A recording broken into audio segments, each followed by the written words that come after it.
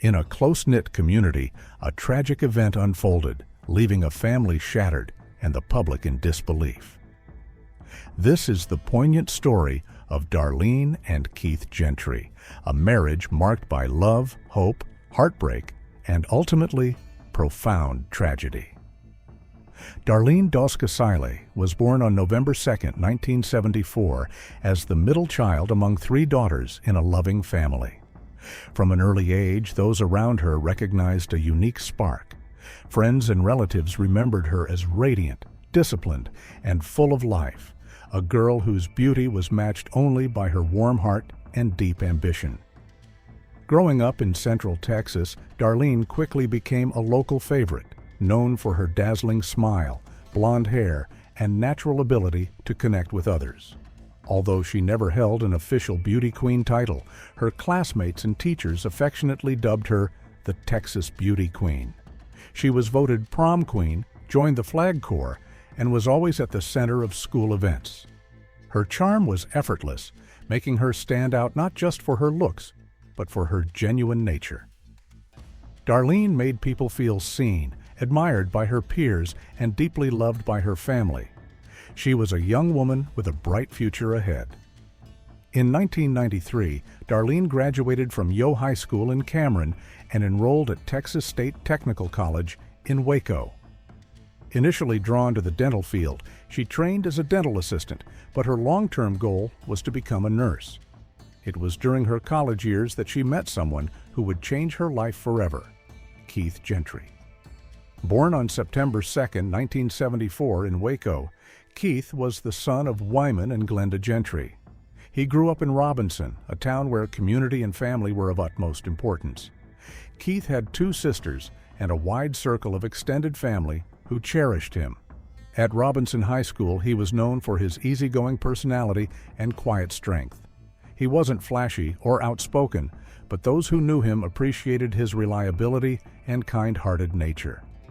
Like Darlene, Keith enrolled at Texas State Technical College, where he studied drafting and welding.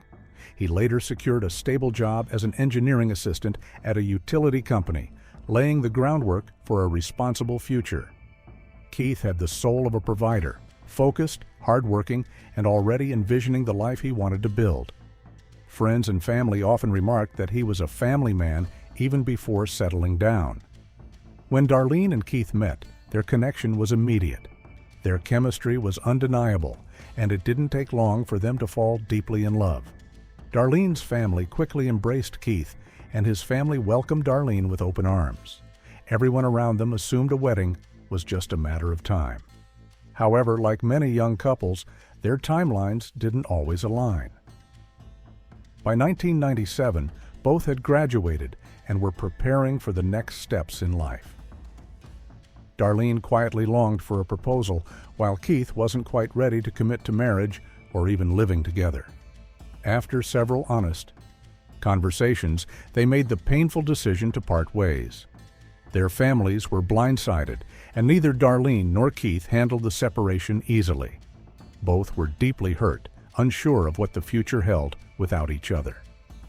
Seeking a fresh start, Darlene moved to Dallas, where she returned to dental work and tried to adjust to city life. However, the fast-paced lifestyle didn't suit her. A stolen car incident and the disconnection of urban living took their toll.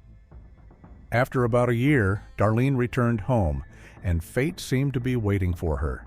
She and Keith soon crossed paths again, and this time there was no hesitation.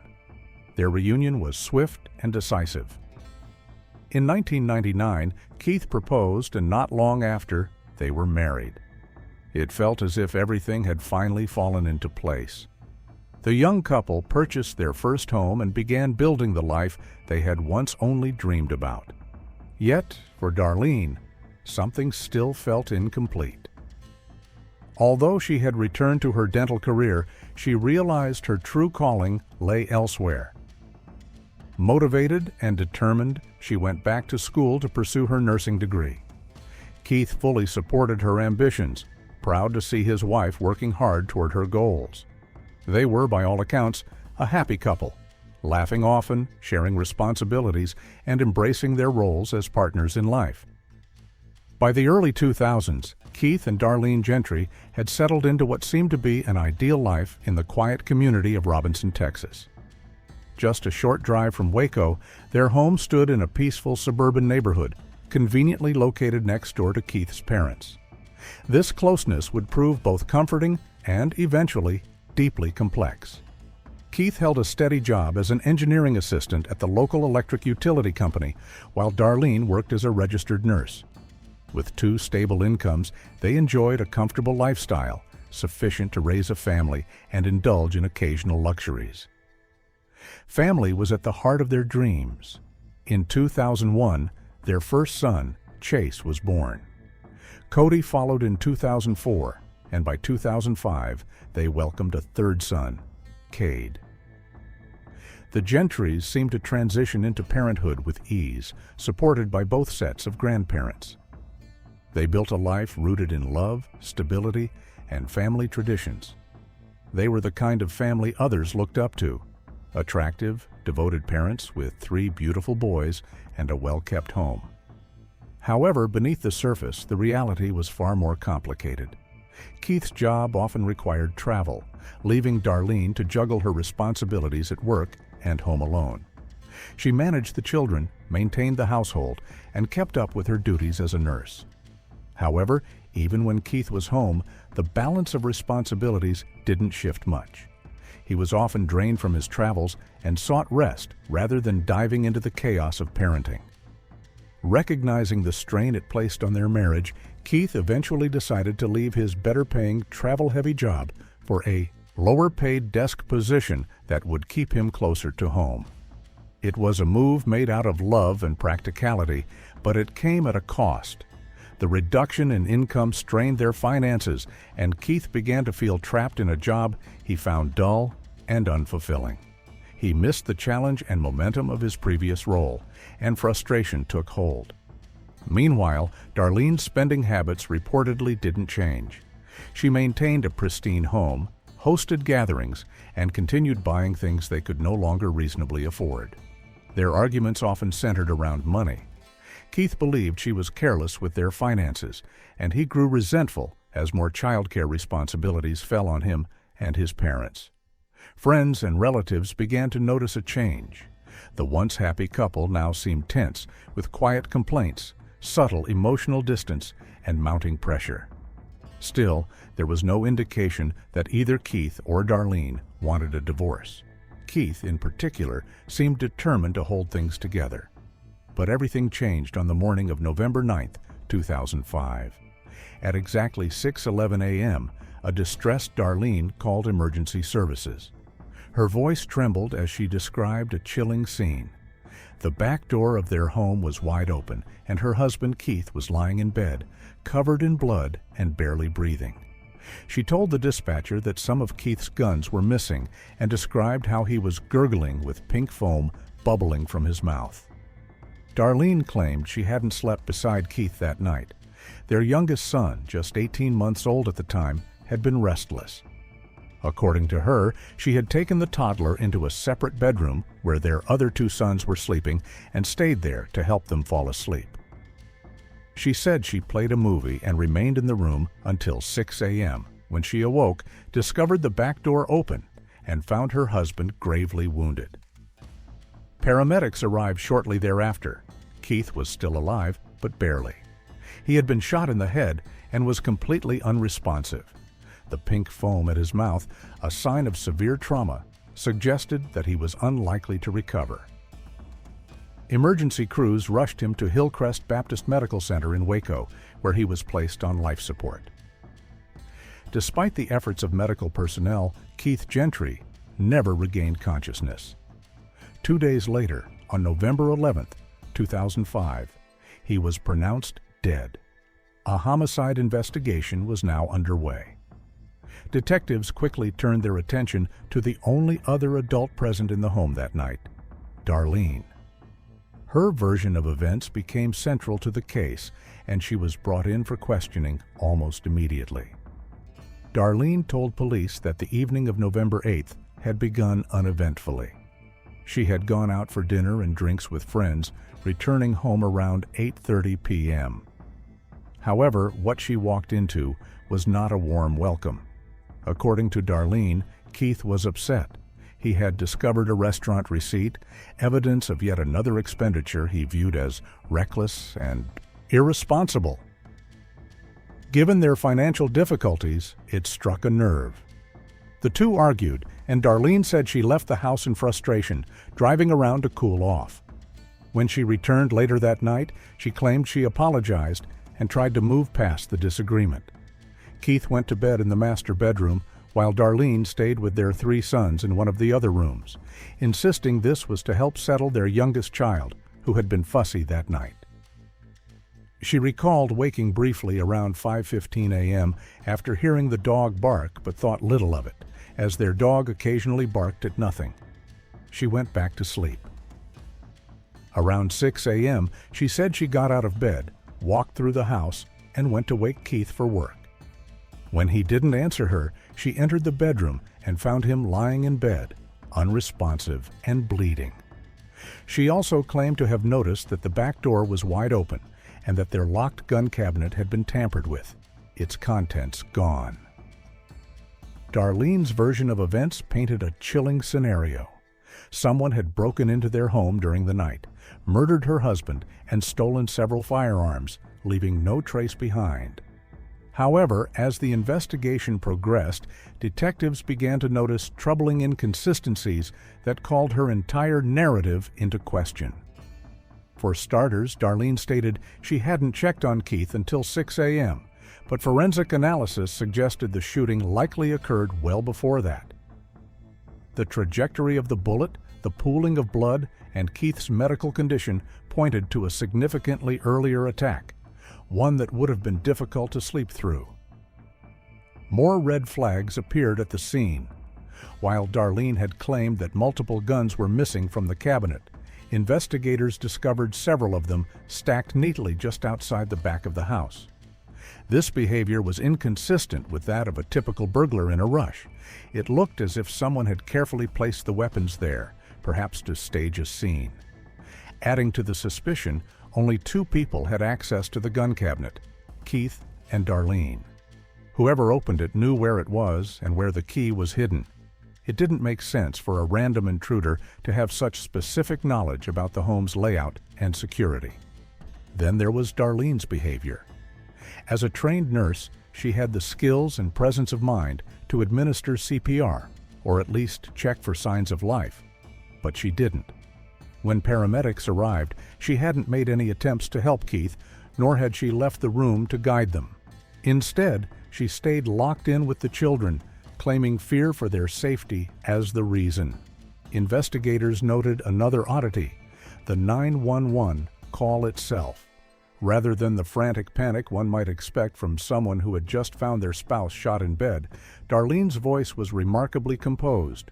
She spoke clearly, offering a surprisingly detailed timeline of her actions and sleeping arrangements. Her tone came across more like someone trying to explain away suspicion than someone in the midst of a crisis. Later that same morning, Darlene sat down for a formal interview at the police station. However, the moment the questions became more direct, she hesitated. Without warning, she invoked her Fifth Amendment right and asked for a lawyer, prompting the interview to be immediately stopped. Despite this, Darlene maintained that she had done nothing wrong. In her own words, she claimed she loved her husband and would never do anything to harm him. She spoke about their life, acknowledging the financial strain and the pressure of raising 3 small boys, but insisted that their problems were ordinary, not anything that would lead to violence. Still, investigators couldn't ignore the gaps in her story. The evidence suggested something far more intimate and calculated than a home invasion. As detectives dug deeper, questions continued to mount. Who had the motive? Who had the access? And who had the opportunity? Though Darlene's voice cracked with emotion in her statements, at times tearful, at times confused, her words did little to shift suspicion away from her. She spoke of Keith's love for his boys and insisted that she loved him too. Still, suspicion alone wasn't enough. Authorities needed hard evidence. With Darlene's consent, they searched the Gentry home again. There were no signs of forced entry, which they had expected, but what they did find would prove far more damning. Buried deep inside the kitchen trash bin, investigators uncovered a pair of latex gloves. Hidden within the gloves was a single .222 caliber shell casing, traces of gunshot residue, and DNA that pointed to just two people, Keith and Darlene. This was a major breakthrough. Then came a possible motive. Detectives learned that Keith had a life insurance policy valued between $500,000 and $750,000. For someone in financial distress, it was enough to raise serious questions about intent. 19 days after the shooting, on November 28, 2005, Darlene Gentry was arrested and charged with murder. However, the arrest didn't last long. That same day, Keith's parents, who had stood loyally by her side, posted a $50,000 bond to secure her release. The Gentry family, including Keith's own parents, refused to believe Darlene could be capable of such a crime. They stood by her, unwavering in their support. To them, she was not just Keith's wife, but the mother of their grandchildren, someone they trusted and loved. But then new and startling information emerged. Not long after her release on bail, Darlene contacted a local landowner and acquaintance, Robert Pavavela. She expressed interest in purchasing a rural piece of property near Axtell, Texas. The land featured a serene pond, and Darlene remarked that it reminded her of Keith's dream to take their sons fishing. A touching sentiment if it had ended there. However, a few weeks later, Darlene called Pavavela with an unusual request. She asked if he could fill in the pond. The sudden change was jarring. Just weeks earlier, she had been enthusiastic about the water feature, seeing it as a tribute to Keith's memory. Now she wanted it gone. Pavavela sensed something was wrong. Troubled by the request, he contacted the authorities. Detectives immediately took interest in the pond. If Darlene wanted it filled so badly, they reasoned, perhaps it was because it concealed something she didn't want found. A search was quickly organized, and what they discovered confirmed their instincts.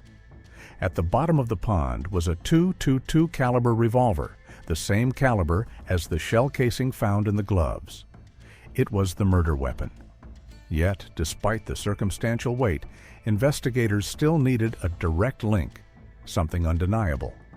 So they turned to Pavavela again, this time asking him to help set a trap. He agreed. Posing as if he were going along with her request, Pavavela called Darlene and said he was preparing to fill the pond. But first, he needed to drain it. Police were banking on the possibility that if Darlene knew the pond might be emptied, she'd act fast to remove any incriminating evidence still inside. She took the bait. Over the phone, Darlene remained calm and agreeable. She didn't object or panic. But the very next day, under the watchful eyes of hidden surveillance cameras, she arrived at the property. Wearing wading boots and carrying a rod, she stepped into the water and began poking at the pond bed at the very spot where authorities had already retrieved the gun. The entire event was recorded, and with that, detectives had what they needed. In February 2007, Darlene Gentry, 32, stood trial in McLennan County, Texas. The trial lasted 5 days. She faced a charge of first-degree murder for shooting her husband while he slept in their Robinson home. The prosecution's case centered on the surveillance video, Darlene in the pond trying to recover the murder weapon days after it had already been seized. It was the moment that shattered her defense. The gloves in the trash, the staged burglary, the conflicting timeline, all of it now pointed to one undeniable conclusion. Her defense team chose not to call any witnesses during the trial's guilt-innocence phase, relying instead on cross-examinations and procedural arguments, but the evidence was too strong to overcome. On February 8, 2007, the verdict was delivered: guilty of first-degree murder. Darlene Gentry was sentenced to 60 years in prison. The prosecution argued that her motive was both emotional and financial. She wanted out of her marriage, freedom, and the financial security that came with Keith's life insurance payout. In their final remarks to the jury, prosecutors warned against being swayed by appearances. Darlene is currently serving her sentence at the Doctor, Lane Murray Unit in Gatesville, Texas. In November 2017, the Texas Court of Criminal Appeals denied her request for a new trial, and her conviction remains intact. According to official records, she will be eligible for parole in February 2037. If parole is denied, she will serve her full sentence until February 2067. Darlene Gentry has always maintained her innocence, but the consequences of that November morning have reached far beyond her prison cell. In 2010, a judge granted permanent custody of Chase, Cody, and Cade to Keith's parents. A restraining order was issued prohibiting Darlene from having any contact with her sons. According to court documents, she hasn't spoken to them since. Keith Gentry was a man defined by quiet strength, a devoted father, a loyal husband, and a hard-working provider. He chose family over ambition, stability over status. He left behind 3 young boys, a grieving family, and a legacy built on integrity and love. Though his life was tragically cut short, those who knew Keith remember him not for how he died, but for how he lived. His memory endures in the hearts of his family, his friends, and especially in the lives of the sons he loved more than anything. Don't miss out. Subscribe now for more thrilling investigations.